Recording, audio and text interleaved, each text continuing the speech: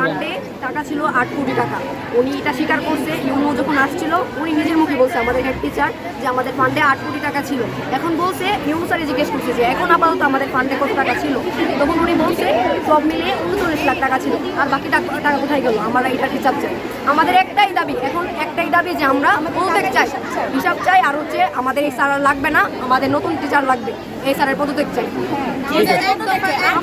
এক দফা এক দাবি পদত্যাগ চাই। ঠিক আছে। আমাদের প্রিয় স্যার হেডমাস্টার স্যার যে বলছে যে স্যারের কোনো থেকে মানে কারো কাছ থেকে স্যারের টাকা নেই নাই, স্যারের কোনো স্কুল থেকে মানে কারো কাছ থেকে টাকা নেই না, দুর্নীতি করে নাই। যার কারণে আমাদের একজনই প্রমাণ আছে যে স্যার যে টাকা দিয়েছে উনি সব করতে বলবে, কিন্তু উনি অনেক দুর্নীতি করছে। দুর্নীতি করার কারণে স্কুলের সবাই নামছে, নামার কারণে কিন্তু উনি যে দুর্নীতি করছে এটার কোনো প্রমাণই উনি বলতেছেন। টিচার মিটিংয়ের সময় আমাদের যখন গার্জিয়ান মিটিংয়ে বলা হয় তখন আমাদের গার্ডিয়ান আসে না। কারণ আসলে কারণ হচ্ছে কি আমাদের গার্ডিয়ান যখন আসে উনি আমাদের গার্ডিয়ানের সাথে কখনই খারাপ ব্যবহার করে, ভালো ব্যবহার করে কখনো কথা বলে না। দরজার ভিতরে তো যাদের দূরে কথা, দরজার বাহিরেও আসতে বলে আপনারা আসছেন কেন, আপনারা জান, আপনাদের তো কোনো কাজ নেই। তো আমাদের মেয়ে মানুষ সমস্যা হতেই পারে, শারীরিক সমস্যা আমাদের হতে পারে। তো আমরা তো স্যারের কাছে যাই, গার্জিয়ান নিয়ে গেলাম মানে স্যার বাদে হেড স্যার বাদে অন্য কোনো স্যারের কাছে গেলে উনি ছুটি দেয় না। তারা বলে দিচ্ছে যে আমার কাছে ওনার কাছে গেলে উনি ছুটি দিয়ে দিবে।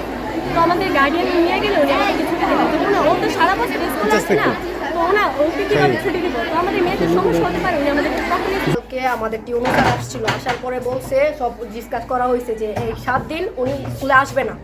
উনি স্কুলে একদমই আমাদের হেড টিচার বলছে উনি আসবে না, উনি স্কুলের গেটের সামনেও পা রাখবে না। কিন্তু আমাদের কথা উনি মানেন নাই। আমাদের টিউনো স্যার বলছে বাট হেড টিচার মানেন নাই। হেড টিচার আসছে, আসার পরে উনি মিটিং করছে। কেন এটা করলো? আমরা তো এটা চাই নাই, আমরা তো সুন্দর ক্লাস করলাম, ওই আমাদের দাবি তো এটা ছিল না।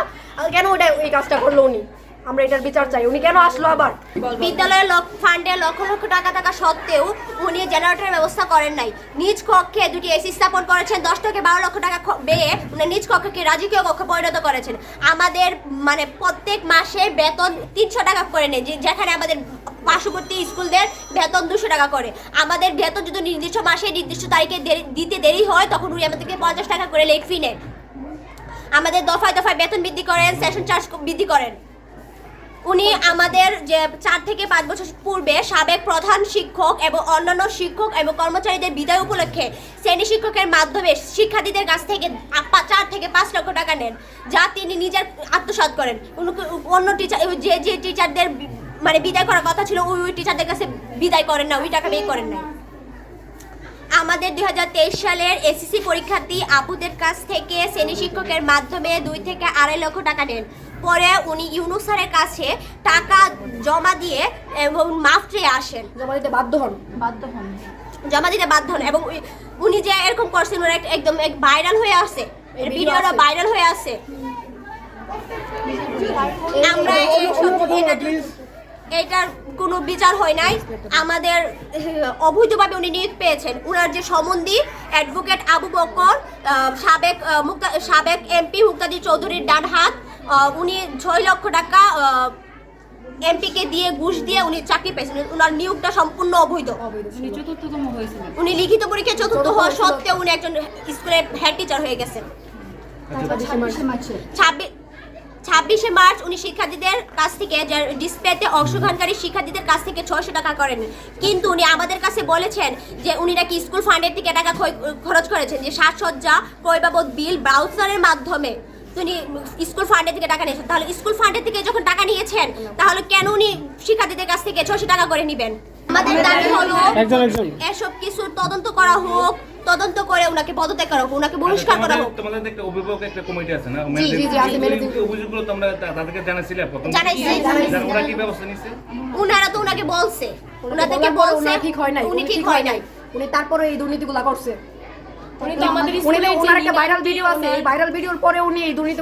আমাদের যে অফিস সহকারী মিনান্টি উনার কাছ থেকে 1.5 লাখ টাকা দিয়ে ওনাকে চাকরি দিয়েছেন।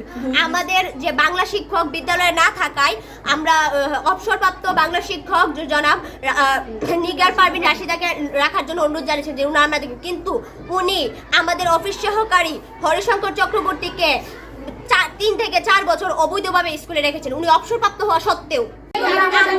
আমরা কারো প্ররোচনায় পরে আমরা এসব কাজ করি নাই, আমরা নিজেদের অধিকার আদায় করতে এসেছি। আমরা কোনো শিক্ষক, ম্যানেজিং কমিটি কারো আসি নাই, কারো প্ররোচনায় আসি নাই, আমরা আসছি আমাদের নিজেদের অধিকার আদায়ের লক্ষ্যে। আপনি তো এতক্ষণ শুনলেন যে তাদের যে অভিযোগ জি শুনছি এবং লিখিত আছে লিখিত আছে। আসলে এই যে কয়েকটা স্পেসিফিক অনেকগুলো অভিযোগ আছে, জি, জি। কিন্তু এর মধ্যে স্পেসিফিক কয়েকটা আছে, যেমন আপনি জেনারেল ব্যবস্থা, তারপর নিয়োগ, তারপর বিভিন্ন সময় বিভিন্ন অনুষ্ঠানে আপনি শিক্ষার্থীদের কাছ থেকে টাকা নিয়েছেন। এই অভিযোগগুলোর বিষয়ে একটু বলেন। সবার প্রথমে আগে একটু বলেন আপনার নিয়োগের ব্যাপারটা। তারা কিন্তু অভিযোগ করেছে আপনি চতুর্থ হয়েছিলেন, জি, আপনি জি। কিভাবে প্রধান শিক্ষক চেয়ারে এগুলা বসে? দেওয়া হয়েছে তদন্তের মাধ্যমে, যদি প্রমাণিত হয় আপনার তদন্তের মাধ্যমে প্রমাণিত হবে। তদন্ত কমিটি গঠন হয়েছে? না হয় নাই, এই জন্য আমি স্পেসিফিক বলতে চাচ্ছি না। আমরা তদন্ত দেখবেন, তদন্তটা কে করবে? এখন তো আপনার স্কুলে কেউ আসে নাই। নির্দিষ্ট কর্তৃপক্ষ তৈরি হবে বা কমিটি হবে। আচ্ছা, তারা যেটা বলছে যে কালকে ইউনো আসছিল আপনাকে না আসার জন্য বলছিল, না এমনকি আমাকে আসলে না বলছিল? আসার জন্য বলে না, না আসার জন্য না, কিন্তু আমাকে আমি যখন মাগরিবের পরে আমাকে আমার সভাপতি ফোন দিয়ে নিয়েছে আচ্ছা। যে আপনি আসেন। তো আমি মাগরিব নামাজ পড়ে গিয়েছি। তো উনি বললেন যে আপনি যে স্কুলের কমিটি আসছে ওদেরকে বলছি, ওদেরকে নিয়ে আপনি কথা বলবেন, কালকে কথা বলে যাতে স্কুলে এরকম পরিস্থিতি তৈরি না হয়, সুন্দর করে ওদেরকে মিলেমিশে শিক্ষকদেরকে নিয়ে কমিটিদেরকে নিয়ে আপনি সুন্দর করে স্কুলকে যেন চালায়। আমরা যেন এই স্কুলে যদি এরকম হয় তাহলে স্কুলের বদনাম হয়। ঠিক আছে স্যার, আমি ওদেরকে নিয়ে বসবো, বসে আমি স্কুল সুন্দর করে চালাবো। আর এরপর আমি বললাম যে স্যার আমি তো এই কালকে কি স্কুল যাবো? যে হ্যাঁ যাবেন না কেন, অবশ্যই যাবেন। আপনি স্কুল না গেলে স্কুল চলবে কীভাবে, ওদের সাথে কথা বলবেন কীভাবে, কমিটির সাথে কথা বলবেন। আমি তো করে পড়ে দিচ্ছি, শিক্ষকদের সাথে বলবেন, বসবেন, বসে আমাদেরকে বলবেন যেন এরকম জন্য সিন ক্রিয়েট না হয়, ফার্দার জন্য সিন ক্রিয়েটটা না হয়। উনি এই কথাটা আমাকে বলেন। কমিটি তো এখন বলবৎ নাই, কমিটির সদস্যরা বলবৎ আছে, শুধু সভাপতি সভাপতি মহোদয় উনি একটু চেঞ্জ হয়েছে। এখন সভাপতি কে? এডিসি এডিসি মহোদয় শিক্ষা এটা ও শিক্ষা ICT শিক্ষা হয়েছে। স্যার, এটা নিয়োগের বিষয়টা তাহলে তদন্তের বিষয়। এটা তদন্তের বিষয়, এটা তো আচ্ছা, নিয়োগের বিষয়টা তদন্ত দিন। এই যে তারপরে যে শিক্ষকদের 3 শিক্ষকের ফ্যান নাই, ফ্যানের ব্যবস্থা করেন না না ফ্যানের, তারপরে যে বিভিন্ন সময় যেমন ওই আচ্ছা, যে পানি পাবে না কেন? 26শে মার্চ এবং বিভিন্ন সময় তারা ওই অভিযোগ করলো যে ডিসপ্লের টাকা আপনি একটু করে বলেন, আমি কিছুটা আপনাদের না না, অভিযোগগুলো কিন্তু আসলে মানে একটার সাথে একটা সম্পর্কযুক্ত। জানেন আপনার বাচ্চাদের এখানে তারা বলছে নিরাপদ পানি পাচ্ছে না, বিদ্যুতের পাখা নাই। আমার এখন বিদেশি সদস্য আছে, উনি নতুন করে আন্ডার আসছে, এসে আমার পিছনে একটা নতুন টিউবওয়েল স্থাপন করেছি। আর আমাদের 2টা সাবমার্সিবল আমাদের আছে স্কুলে। আমাদের পানির ট্যাপ রয়েছে প্রায় 8-10টার মতো। এরপরেও আমরা বাচ্চাদেরকে প্রত্যেক দিন 1 লিটার করে পানি আনার জন্য উপদেশ দিয়ে থাকি এবং টিফিন আনার জন্য উপদেশ থাকি। আমরা বলছি যে তোমরা নিরাপদ বাসা থেকে কমপক্ষে 1 লিটার আনবা। আমি আবার অ্যাসেম্বলির মধ্যে এটা নিশ্চিত করি যে তোমরা সবাই পানি আনছো কেন। জি স্যার, আমরা আনছি। এবং যারা আনে না তাদেরকে বলছি যে তোমরা আমাদের এখানে সাবমার্সিবল আছে, এটা নিয়ে নিবা। আর যদি আমাদের নতুন উনি খুব আন্তরিক, আমাদের বিদেশের সদস্য, উনি একান্ত প্রচেষ্টায় উনি এটা নিজে থেকে আমরা টিউবওয়েল স্থাপন করেছি।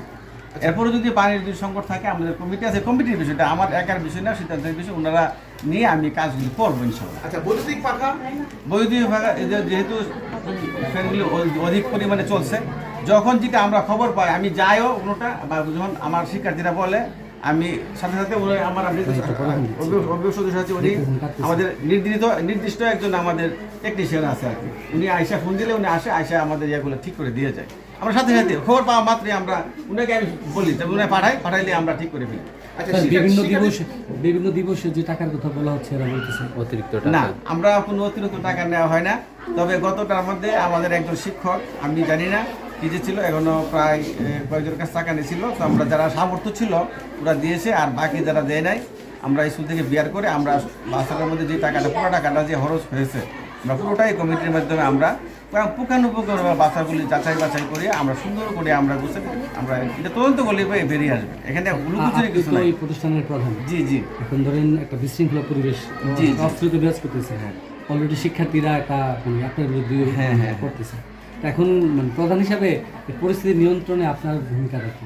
নিয়ন্ত্রণে আমি আমার কমিটিদেরকে বারবার বলছি এবং আমার সভাপতি মহোদয় ওদেরকে বলছে যেন এটা না হয়। এই জন্য আমরা বসছিলাম আজকে আসে বসার মধ্যে, কিন্তু আমরা কোনো আলাপ করতে পারি না, সিদ্ধান্ত বুঝতে পারি না। আমাদের মাধ্যমিক স্যার আসছিল, উনিও বসেছেন, আমরা কোনো সিদ্ধান্তে বসতে পারি নাই এবং হুট করে ছাত্ররা আবার চলে আসছে, আমরা কোনো সিদ্ধান্তে বসতে পারি না। আজকে বসছি এখন এখন কি করবেন, তারা তো চাচ্ছেন আপনাকে? না এখন চাই মানে আমার এটা তো আমার তো না, এটা তো দোষী আপনার দোষী মেইন বলে এটা কমিটি দেখা সিদ্ধান্ত নেবে। কিন্তু এই মুহূর্তে পরিস্থিতি ট্যাকেল দিবেন কিভাবে? এই পরিস্থিতি বলতে আমার কমিটির সদস্যরা আছে, এদেরকে নিয়ে আমরা পরামর্শ করে, আমার শিক্ষক আছে, আমাদেরকে সবাইকে নিয়ে তো আমি কাজটা করবো। এখানে আমি দেখা এটা পূর্ণ কাজে এখানে যে অভিযোগগুলো আসছে আসলে আপনারা যারা আছে সম্মানিত সাংবাদিক আমি একটু ক্লিয়ার করে দিচ্ছি। আসলে এখানে যে অভিযোগগুলো আসছে সবগুলোই কিন্তু আমাদের কমিটি রিলেটেড, আমার পার্সোনাল কোনো এখানে ইয়ে নাই। কমিটির মাধ্যমে আমি সবগুলো কাজ সম্পন্ন করে থাকি। যে তিনজন শিক্ষক কথা বলছে, Usman sir, Imran sir, Tasnuma madam, তাদেরকে বের করে দেওয়া। এটা আমরা বর্তমান কমিটি যারা আমাদের অতিরিক্ত শিক্ষক হওয়ার কারণে ওনারা সিদ্ধান্ত নিয়েছেন যে আমরা রেজলিউশনের মাধ্যমে যে আমাদের শিক্ষক 2 জন আসছেন, এনটিএস এর মাধ্যমে নতুন শিক্ষক আসছে।